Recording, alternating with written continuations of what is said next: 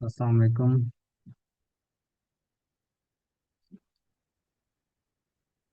Today we are going to start our discussion on cardiac physiology. Cardiology का subject हमने start किया है। इसमें पहला topic is going to be physiology of the heart.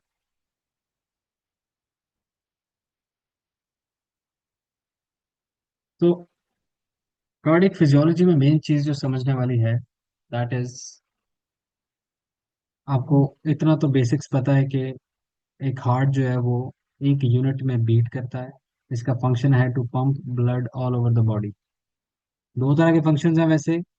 पहला function जो right side of the heart का ये है कि उसने राइट साइड ब्लड को लेना है, रिसीव करना है from your body, from the veins. Right side of the heart ने वेन से ब्लड को रिसीव करके आपके लंग्स की तरफ भेजना है। लंग्स की तरफ क्यों भेजना है? Because this blood which is coming towards the heart is deoxygenated. इसको ऑक्सीजनेशन की जरूरत है, ये टिश्यूज से होके आता है। तो टिश्यूज लेवल पे सारा ऑक्सीजन यूटिलाइज हो कर लिया जाता है। Then veins carry all of this deoxygenated blood from the tissue level towards the heart, ताकि हार्ट का जो राइट साइड से ये ब्लड पंप होकर लंग्स की तरफ जाए। और जब हम रेस्पिरेशन करते हैं वहाँ पे एल्विलाई के लेवल पे गैशियस एक्सचेंज होता है, पल्मोनरी कैपिलरीज प्रेजेंट होती है, ब्लड वहाँ से गुजरता है। गैशियस एक्सचेंज की वजह से कार्बन डाइऑक्साइड लीव करेगा, ऑक्सीजन ये एक्सेप्ट करेगा, and then it becomes oxygenated. So this is the normal cardiac cycle की शुरुआत इस चीज से होती है। And then this oxygenated blood comes into the left side of the heart, जहां से फिर ये पंप करके पूरी ब्लड बॉडी की तरफ चला जाता है। Now the first thing that we are concerned with is the cardiac cycle. What is cardiac cycle and what is the duration of cardiac cycle, sorry. तो कार्डियक साइकिल में आपके पास सिस्टोल और diastole होता है। The total duration of this cardiac cycle is basically 0.8 seconds, further divided into systole and diastole। Systole one third part है cardiac cycle का, diastole two third part है। You can see कि diastole ज़्यादा time लेता है cardiac cycle का, और सिस्टोली कम time लेता है। इसकी रीज़न ये है कि this gives your heart enough time to fill up with maximum amount of blood. Maximum amount of blood होगा, स्ट्रेच फुल होगा हार्ट, और फिर वो इफेक्टिवली कॉन्ट्रैक्ट करेगा। जिस तरह रबर बैंड को आप स्ट्रेच करते हो और वो एकदम से जितना स्ट्रेच करोगे उसकी लिमिट के अंदर रह के, जितना उसको स्ट्रेच करोगे उसकी मैक्सिमम स्ट्रेच तक लेके जाओगे और छोड़ोगे, वो उतनी फोर्स से वापस आता है। और उसी तरह हार्ट के जो मस्कुलेचर है वो भी इलास्टिक इन नेचर है। और तो जितना टाइम मिलेगा हार्ट को वो इफेक्टिवली फिल होगा, और उतनी इफेक्टिवनेस से वो स्ट्रोक वॉल्यूम प्रोड्यूस करेगा, यानी कार्डियक आउटपुट प्रोड्यूस करेगा हार्ट के कॉन्ट्रैक्ट होने के बाद। So this is seen during the diastole. Diastole is basically the time duration of diastole is more than systole। तो ये पहला फैक्ट तो आपके सामने ये हो गया, ठीक है। टोटल ड्यूरेशन 0.8 सेकेंड है, 0.3 सेकेंड एंड 0.5 सेकेंड डिवाइडेड है सिस्टल और डायस्टोल में। तो डिफरेंट पार्ट्स हैं सिस्टल और डायस्टोल के। सॉरी सॉरी, डिफरेंट पार्ट्स हैं सिस्टल और डायस्टोल के। इसको आपने इस तरीके से देखना है कि जो सिस्टल ही है, अच्छा ये जो पार्ट्स मैं आपको बताने वाला हूँ ये रिलेटर ऑन जाके ईसीजी को जब हम डिस्कस करेंगे वहां पे ये पॉइंट्स बड़े इंपॉर्टेंट है, क्योंकि यही चीजें कॉरेस्पॉन्ड करती हैं ईसीजी के सामने। उसको आप अंडरस्टैंड कर सकते हो कि स्ट्रेट लाइन क्या कह रही है, ये वेव जो ईसीजी की पी वेव है वो किस चीज को, कौन से part of the cardiac cycle को कॉरेस्पॉन्ड कर रही है। तो इसको अंडरस्टैंड करना बड़ा इंपॉर्टेंट है। सिस्टोली की बात करें तो आइसोवॉल्यूमेट्रिक कॉन्ट्रैक्शन अर्ली सिस्टोल से स्टार्ट होता है। आइसोवॉल्यूमेट्रिक कॉन्ट्रैक्शन का मतलब क्या है कि ये वो पार्ट है जब आपका माइट्रल और ट्राइकस्पिड वॉल्व्स क्लोज होते हैं। माइट्रल और ट्राइकस्पिड वॉल्व क्लोज कब होते हैं? डायस्टोल के एंड होने के बाद। क्योंकि ये माइट्रल और tricuspid valve, you can imagine, ये लेफ्ट एट्रियम और लेफ्ट वेंट्रिकल के दरमियान में है, और ट्राइकस्पिड राइट एट्रियम और राइट वेंट्रिकल के दरमियान में है। तो जब वेंट्रिकल्स फेल हो रहे हैं दिस पार्ट हम कहते हैं डायस्टली। जैसे ही वेंट्रिकल्स फेल हो जाते हैं माइट्रल और ट्राइकस्पिड वॉल्व विल क्लोज, और इनके क्लोजर से जो आवाज में निकलती है उसको हम S1 साउंड कहते हैं, and this S1 sound gives you an indication कि this is the start of systole of the heart. तो उसका पहला पार्ट है आइसोवॉल्यूमेट्रिक कॉन्ट्रैक्शन। आइसोवॉल्यूमेट्रिक कॉन्ट्रैक्शन का मतलब ये है कि सारे हार्ट के वॉल्व्स क्लोज्ड हैं and heart is getting ready for contraction या for systole. Then the next part is rapid ejection phase. एकदम से आपके जो एओर्टिक और पल्मोनरी वॉल्व्स ओपन होंगे, this is known as mid systole. और मैक्सिमम अमाउंट ऑफ ब्लड को contract करके वेंट्रिकल्स की कॉन्ट्रैक्शन की वजह से मैक्सिमम अमाउंट ऑफ ब्लड बाहर निकल जाएगा। इसमें ऑलमोस्ट 80% ऑफ द ब्लड निकल जाता है, 80 to 90%। And then comes the slow ejection phase जिसमें रिमेनिंग 10 to 20% ब्लड निकलता है from ventricles into the aorta और पल्मोनरी वैस्कुलेचर, अगर राइट साइड की बात की जाए। तो राइट और लेफ्ट साइड में डिफरेंस आपको बताना चाहिए। The next part of the cardiac cycle is diastole. इसको मैंने आपको बताया था कि ये 0.5 सेकेंड का होता है, and this is 0.3 seconds, total is 0.8 seconds. तो जैसे ही सारा ब्लड वेंट्रिकल से बाहर निकल जाएगा, देन आपके एओर्टिक और pulmonary valves are going to close. क्योंकि अब स्टार्ट क्या होना है, वेंट्रिकल ने फिल होना शुरू होना है, डायस्टोल ने स्टार्ट होना है। तो जैसे ही एओर्टिक और पल्मोनरी वॉल्व क्लोज होंगे, S2 साउंड प्रोड्यूस होगी just before the start of diastole. तो डायस्टोल के एंड पे आपको S1 सुनाई देती है, डायस्टोल के स्टार्ट में आपको S2 सुनाई देती है। इसको इस तरह भी कह सकते हो कि सिस्टोली की शुरू में आपको S1 सुनाई देगी और सिस्टोली के एंड पे आपको S2 सुनाई देगी। इसको मेक श्योर करना कि आप ये अंडरस्टैंड करो, क्योंकि क्वेश्चन स्ट्रेट फॉरवर्ड कभी इस तरह भी आ जाता है कि S2 कब प्रोड्यूस होती है और S1 कब प्रोड्यूस होती है। सो एक सिंपल क्वेश्चन है, उसका सिंपल आंसर है, सिंपल मार्क्स है। So the first part is the isovolumetric relaxation, early diastole. The second part is rapid ventricular filling. अब ये रैपिड वेंट्रिकुलर फिलिंग पता कब होती है कि जैसे ही आपका क्या कहते हैं, ये माइट्रल और ट्राइकस्पिड वॉल्व ओपन होता है, तो ग्रेविटी की वजह से initially maximum amount of blood आपका वेंट्रिकल्स के अंदर फॉल करेगा। मैक्सिमम अमाउंट ऑफ ब्लड जैसे ही आपको से देखो ना, ऊपर की लोकेशन आप जेन में रखो, एट्रियम और लेफ्ट एट्रियम और राइट एट्रियम और above left and right ventricle. तो ऊपर से अगर आप उसका दरवाजा खोल दोगे, यानी माइट्रल और ट्राइकस्पिड वॉल्व, तो सारा ब्लड कहाँ गिरेगा, वेंट्रिकल्स के अंदर। तो वो जो फोर्स से ब्लड गिरता है वेंट्रिकल्स की वॉल को टकराता है, वहां पे एक साउंड प्रोड्यूस होती है, and that sound is known as S3। और इसको कहते हैं रैपिड वेंट्रिकुलर फिलिंग। देन जब maximum amount of blood blood के अंदर आ जाता है, दिस इज उसके बाद स्लो वेंट्रिकुलर फिलिंग स्टार्ट हो जाती है। और ये जो फेज है, it is known as mid diastolic, और इसमें 70% of the blood enter from right atrium to right ventricle. The next part is atrial systole. अब जो रिमेनिंग ब्लड रह जाता है एट्रियम्स के अंदर, एट्रियम ने कम्प्लीटली एम्प्टी होना होता है, तो फिर एट्रियल की सिस्टोली यानी एट्रियल कॉन्ट्रैक्शन स्टार्ट होती है, and that pushes the remaining 30% of the blood from right atrium to right ventricle। और जब ये एट्रिया कॉन्ट्रैक्ट करता है और ब्लड को पुश करता है, तो ये ब्लड थोड़ा सा जब अंदर आके पहले से मौजूद लेफ्ट वेंट्रिकल और राइट वेंट्रिकल में ब्लड के साथ टकराता है, फिर एक और साउंड प्रोड्यूस होती है, and that sound is known as S4। S3 S4 normal clinical practice में इतनी विजिबल नहीं होती। नॉर्मली ये कुछ पैथोलॉजीज हार्ट की ऐसी हैं जिनमें ये साउंड्स ज्यादा ऊंची हो जाती हैं। प्रेजेंट तो होती हैं ऑल द टाइम, बट ये इतनी ऊंची नहीं होती कि आपको ऑडिबल हो, आप ऑस्कल्टेशन पे इनको हियर कर सको। सो S3 S4 आगे चल के पैथोलॉजी में अंडरस्टैंड करेंगे कि कुछ ऐसी पैथोलॉजीज हैं जिसमें S3 S4 लाउड हो जाएंगी। एक एग्जांपल अगर आपको मैं दूं, कि जैसे मैंने S4 का आपको बताया कि पहले से मौजूद लेफ्ट वेंट्रिकल के अंदर जो ब्लड है उसके साथ टकराएगा। तो ऐसी कौन सी कंडीशन है जिसमें लेफ्ट वेंट्रिकल के अंदर ब्लड यानी पूरे हार्ट के अंदर ब्लड ज्यादा है? ऑब्वियसली कोई ऐसी कंडीशन जिसमें हार्ट सही तरह कॉन्ट्रैक्ट नहीं कर रहा। एसेंशियली इस कंडीशन को हम कहते हैं हार्ट फेलियर। हार्ट फेलियर में हार्ट कॉन्ट्रैक्ट नहीं करता, and diastolic volume and systolic volumes, heart के अंदर वॉल्यूम इंक्रीज हो जाता है क्योंकि बाहर प्रॉपर तरीके से पंप नहीं कर पा रहा वो। तो ज्यादा ब्लड वॉल्यूम के अंदर जब ब्लड टकराता है तो ज्यादा ऊंची साउंड प्रोड्यूस होगी, तो S4 एसेंचुएट हो सकती है, S3 एसेंचुएट हो सकती है। तो ये कुछ फैक्ट्स है जो आपके जहन में होने चाहिए। तो S1 S2 S3 4 को समझा, and different phases of cardiac cycle को हमने अंडरस्टैंड किया। ओके, द नेक्स्ट थिंग, अच्छा एक और बात बता चलूँ, आपके जितने क्वेश्चंस हैं मैं सबको आंसर करूंगा, but after the class, because for now that class is being recorded. जैसे ही हम खत्म करेंगे उसमें सारे क्वेश्चंस अपने लिख के रखो। I am going to answer each and every question और एवरी। मैं सारी इंस्पिरेशन एक्सपिरेशन के साथ अभी आगे चल के करते हैं, फिजियोलॉजी पार्ट पहले करेंगे, then will move on to the pathology part. But very good question. Okay, आपको अभी फिजियोलॉजी पार्ट में भी समझ आ जाएगा, पैथोलॉजी तो बाद की बात है, तो इंशाल्लाह हम लेके चलते हैं साथ साथ। अपने क्वेश्चंस अपने पास लिख लो, एंड पे मैं पूछूंगा, टाइम दूंगा, you can ask your questions easily. अच्छा, अब ये नॉर्मल प्रोग्रेशन ऑफ ब्लड देख लो। Inferior vena cava, superior vena cava, ये तो मेरे ख्याल से फर्स्ट ईयर मेडिकल की बात है, आप सबको इतना तो पता होना चाहिए, बट स्टिल मैंने बताने का इसलिए जरूरी समझा कि आपको आइडिया हो। Inferior vena cava, superior vena केवा से राइट एट्री में ब्लड आता है, राइट एट्रियम से राइट वेंट्रिकल में ब्लड आता है, और यहाँ पे आपके पास मौजूद होता है ट्राइकस्पिड वाल्व। राइट वेंट्रिकल से पल्मोनरी वैस्कुलेशन वेसल में यानी पल्मोनरी वेन में ब्लड जाता है, और इधर आपके पास पल्मोनरी वाल्व प्रेजेंट होता है।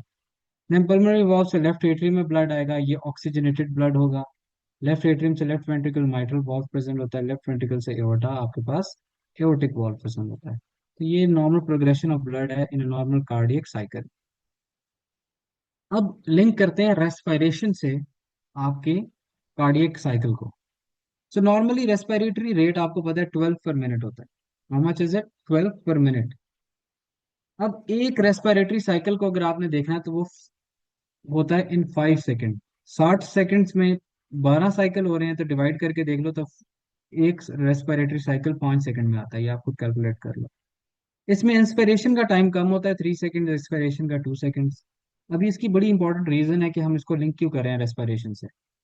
अब एक कार्डियक साइकिल की बात करें तो इट इज ऑलमोस्ट 0.8 सेकेंड्स। तो 5 सेकंड में कितने कार्डियक साइकिल होंगे? 5 सेकंड क्यों कह रहा हूँ, मतलब एक रेस्पिरेटरी साइकिल में 6 से 7 कार्डियक साइकिल हो जाएंगे। इसको डिवाइड करें फर्दर तो 4 इन इंस्पिरेशन, 3 इन एक्सपायरेशन। ये कुछ फैक्ट्स हैं जो स्ट्रेट फॉरवर्ड क्वेश्चन आपको एग्जाम में आ सकता है कि जी कार्डियक साइकिल निकालो, एक कार्डियक साइकिल, एक रेस्पिरेटरी साइकिल में कितने कार्डियक साइकिल होते हैं। This is how you calculated कि 12 पर मिनट होता है, तो 60 सेकेंड्स में 12 साइकिल हो रहे हैं, तो एक साइकिल कितने सेकंड्स में होगा? तो 5 सेकंड में होगा। तो 5 सेकंड के अंदर कार्डियक साइकिल 0.8 से मल्टीप्लाई कर दो, तो आपके पास वो उसका आंसर निकल आता है। That is around 6 to 7 cardiac cycles in one respiratory cycle. I hope this make sense. अब आप अंडरस्टैंड करते हैं इफेक्ट ऑफ इंस्पिरेशन और कार्डियक साइकिल।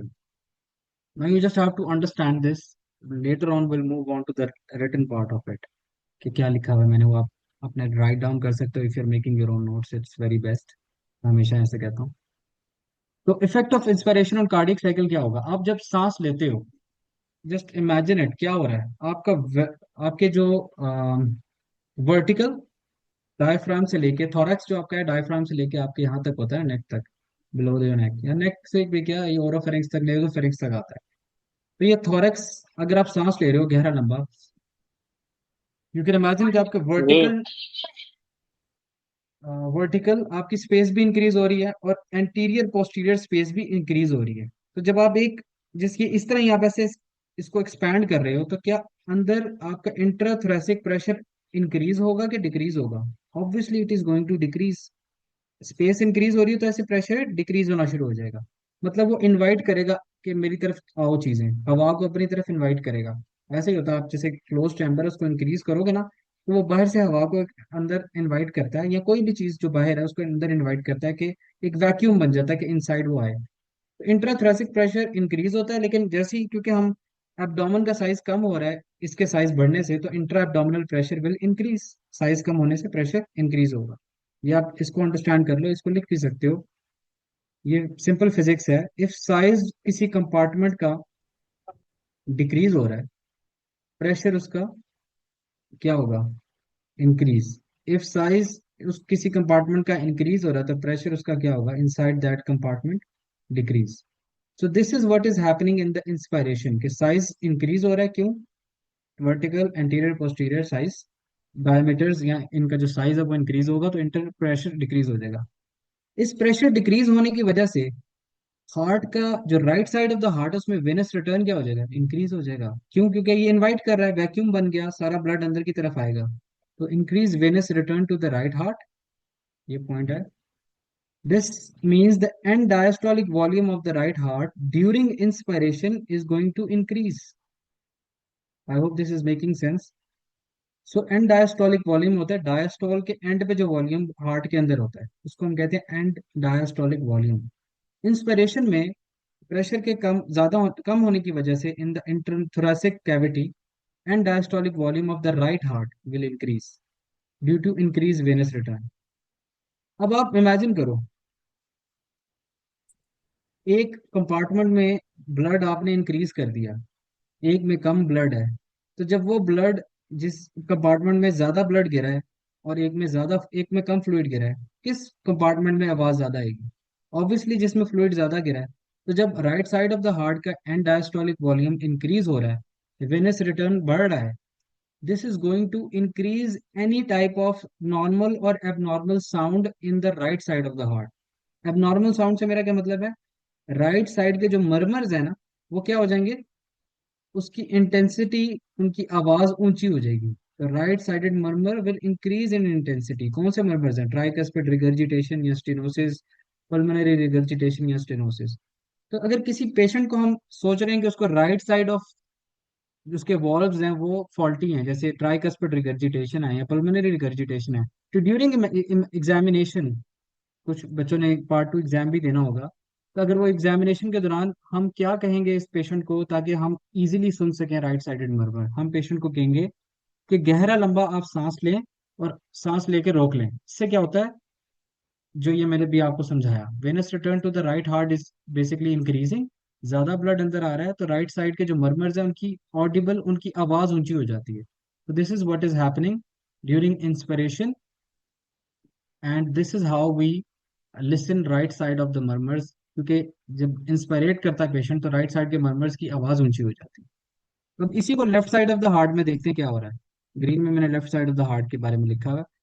सो अगेन वही हुआ, इंस्पिरेशन पे इंट्राथोरेसिक प्रेशर डिक्रीज हो गया, increase in inter abdominal pressure, venous return to the right heart is increasing. So अगर वेनस रिटर्न राइट साइड पे तो इंक्रीज होगा, लेकिन लेफ्ट साइड पे पता क्या होगा? Venous return to the left heart will decrease. इसकी रीजन क्या है? जब आप इंस्पायरेट करते हो तो बाहर से मैक्सिमम ऑक्सीजन आपके लंग्स के अंदर आता है।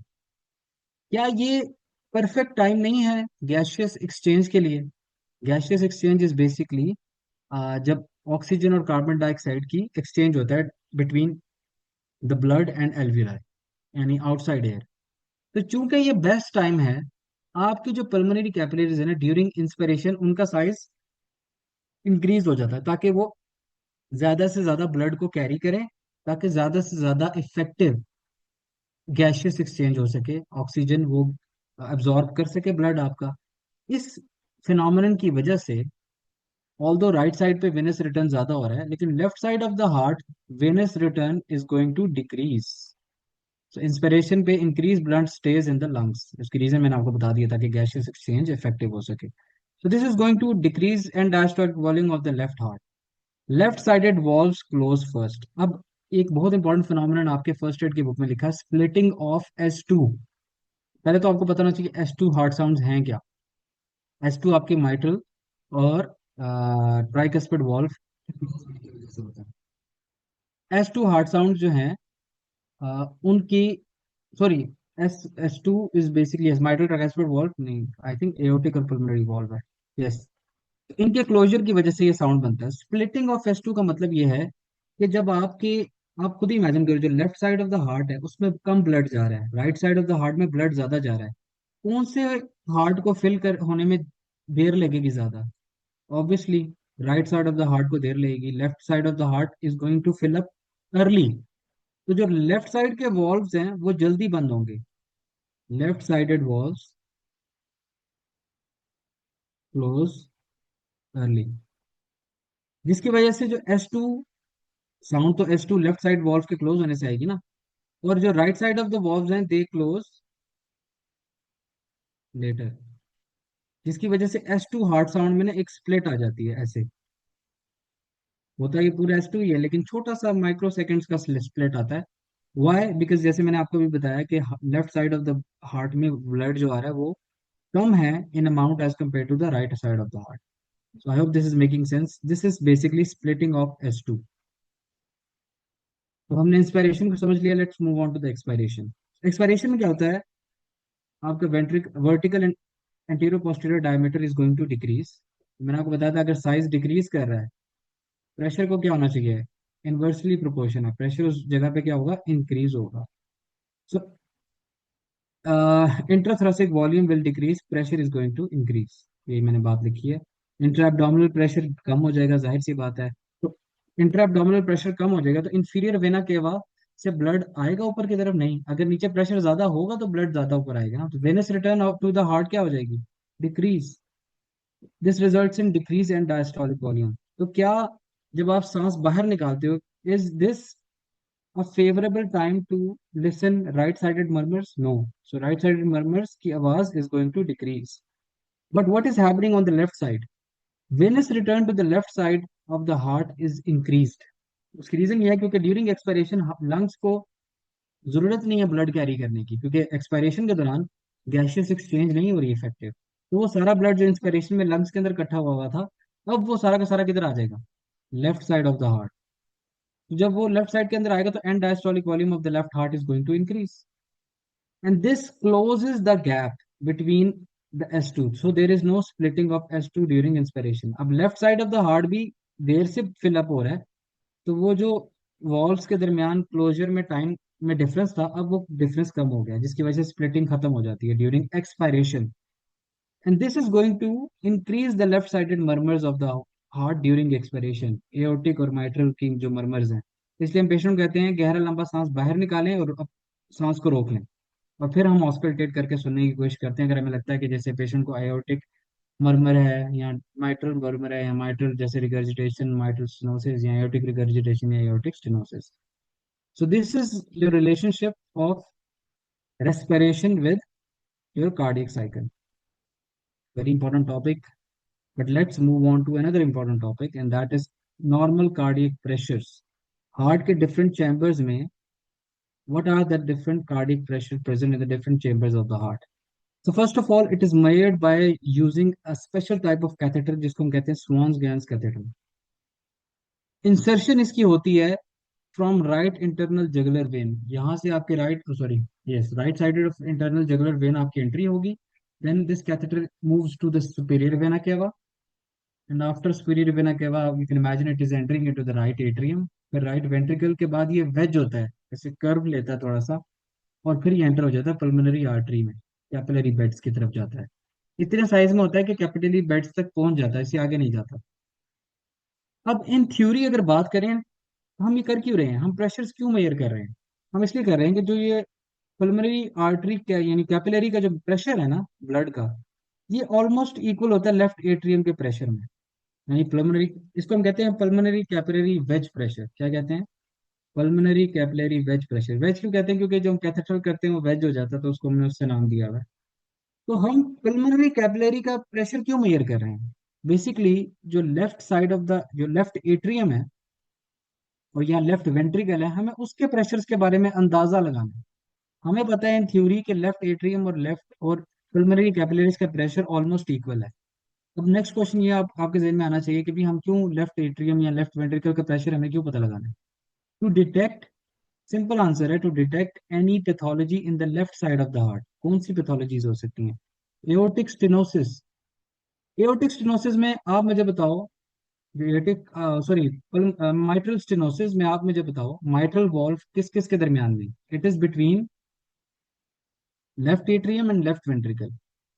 तो जब माइट्रल स्टेनोसिस होगा तो बैक फ्लो होगा ब्लड का, तो लेफ्ट एट्रियम में प्रेशर इंक्रीज नहीं होगा नॉर्मल से, तो पल्मोनरी कैपिलरी वेज प्रेशर भी इंक्रीज हुआ होगा। इस तरह से हमें पता चलेगा there is some pathology in the left side of the heart. Similarly if there is contractility dysfunction या systolic dysfunction of the heart, नहीं सिस्टोलिक हार्ट फेलियर है, उसके अंदर भी आपको पता है हार्ट पंप नहीं कर पा रहा। तो जब हार्ट प्रॉपर तरीके से पंप नहीं कर रहा, blood will stay inside the left side of the heart. जब आप pulmonary capillary wedge pressure measure करोगे, क्या ये कम आएगा कि ज्यादा आएगा? ज्यादा आएगा, क्योंकि ज्यादा ब्लड है लेफ्ट साइड में, बैक फ्लो होगा, लंग्स की तरफ ब्लड जाएगा, और लंग्स के अंदर प्रेशर ज्यादा होगा ब्लड का, क्योंकि ब्लड ज्यादा है तो प्रेशर भी ज्यादा होगा, जिसकी वजह से पीसीडब्ल्यूपी ज्यादा रेज्ड आएगा। इसी वजह से आपको, आप देखते हो जो हार्ट फेलियर के पेशेंट्स हैं उनमें क्या होता है, pulmonary oedema. So this is how we measure the pulmonary capillary wedge pressure. Normal values भी देख लेते हैं साथ साथ। First of is right atrium. सबसे कम प्रेशर राइट एट्रियम में, इसलिए you can imagine against gravity veins में ब्लड फ्लो भी बड़ा स्लो होता है, और स्लोली स्लोली ब्लड आता है आपके राइट एट्रियम के अंदर एंटर होता है, और उसका प्रेशर सबसे कम होता है। It is essentially less than 5 millimetre of H G. And this is the pressure which is also known as clinic central venous pressure. CVP line जब हम डालते हैं तो सीवीपी प्रेशर भी मेजर करते हैं। अब ये जो प्रेशर हम करते हैं सीवीपी, ये क्यों करते हैं? आपने देखा होगा आईसीयू में ज्यादातर सीवीपी प्रेशर होता है। एनेस्थीसिया की अगर किसी ने रोटेशन किया उसको ये बात पता होगी। सर्जरी का कोई पेशेंट है उसको भी पता होगी। सर्जरी का कोई हाउस ऑफिसर है उसको भी ये चीज पता होगी। हम सीवीपी क्यों मेजर करते हैं? This is basically a pressure which is in the right atrium. हम राइट एट्रियम का प्रेशर क्यों मेजर कर रहे हैं? हम इसलिए मेजर कर रहे हैं ताकि right side of the heart में हमें कोई पैथोलॉजी का पता चल सके। इफ पल्मोनरी हाइपरटेंशन है पेशेंट के अंदर, तो बैक फ्लो होगा ब्लड का, जाहिर सी बात है होगा। राइट वेंट्रिकल में और राइट एट्रियम में भी प्रेशर ज्यादा होगा, तो सीवीपी उसकी रेज्ड होगी कि कम होगी? रेज्ड होगी। तो this is raised in pulmonary hypertension and also in right sided heart failure, क्योंकि राइट साइडेड का वेंट्रिकुलर डिस्फंक्शन है।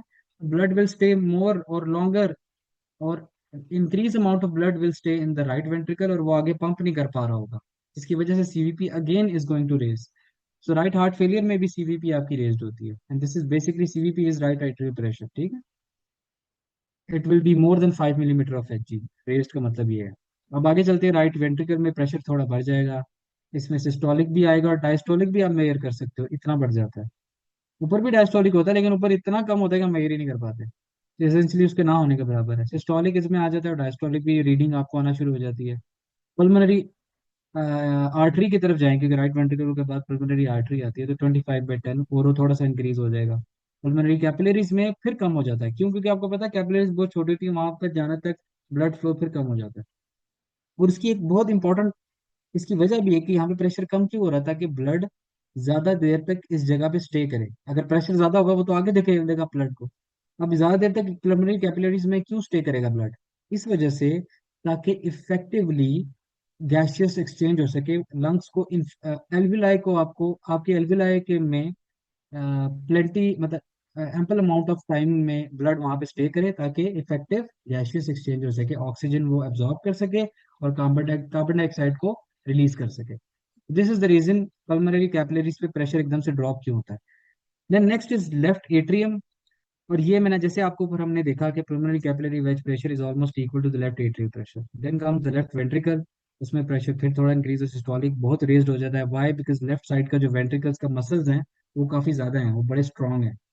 एंड देन इवेंचुअली एओर्टा में ब्लड एंटर होता है, और ये आपका ब्लड प्रेशर रीडिंग है 130/90, यहाँ पे मैक्सिमम होता है। लेकिन जब हम आपको पता है बाजू पे आने तक हम मेजर करते हैं, तो नॉर्मल वैल्यूज गिर जाती हैं 110 से, सिस्टोलिक 120 या 100 से 120 तक गिर जाती हैं, और 60 से 80 के दरमियान तक आ जाती है, ठीक है। जैसे जैसे दूर हार्ट से जाता है प्रेशर कम हो जाता है, लेकिन आर्क ऑफ एओर्टा के अंदर अगर आप प्रेशर मेजर करोगे ना तो वो मैक्सिमम होगा, एंड दैट इज 130/90, ठीक है। Okay, so next is a very important topic, but इसको हम ब्रेक लेके पढ़ते हैं। So let's take break and I will send another link, थोड़ा सा डिहाइड्रेशन कर लेते हैं।